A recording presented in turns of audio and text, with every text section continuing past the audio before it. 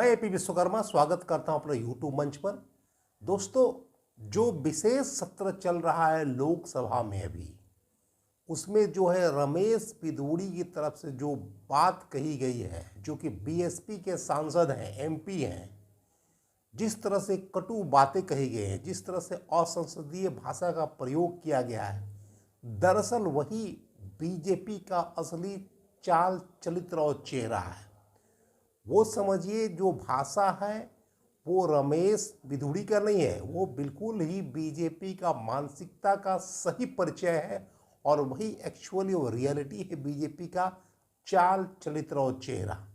जिस तरह से उनको असंसदीय और अमर्यादित भाषा का प्रयोग किया गया है, एक सम्मानित सांसद जो कई एक लाख वोटों से जीत के आए हैं और लाखों लोगों ने जिसको वोट दिया है, जिस तरह से उनको कहा गया है कठुआ, मुल्ला, उग्रवादी, आतंकवादी और ना जाने क्या क्या शब्दों से उनको अलंकृत किया गया।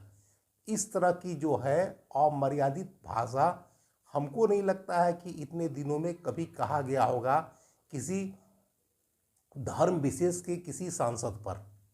तो ये एक्चुअली में दर्शाता है कि किस तरह की खोखली मानसिकता है भारतीय जनता पार्टी के सांसदों में। और एक दो नहीं, अनेकों एग्जाम्पल्स हैं, उदाहरण हैं। ये सारे के सारे लोगों का बोल एक ही है और तरह तरह के देखिएगा तो इसी तरह के लोगों से भरी पड़ी है भारतीय जनता पार्टी, बीजेपी।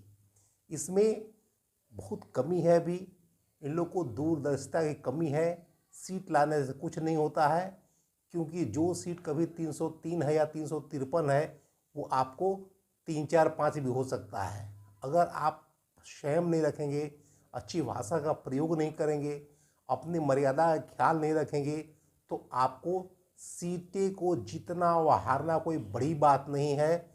इसलिए आप घमंड में इतना चूर न हो कि आप लोगों का मान मर्यादा और इस तरह से आप किसी को मजाक उड़ाएं या किसी को इस तरह से उग्रवादी, आतंकवादी, कटुआ, मुल्ला इस तरह की भाषा का प्रयोग करें।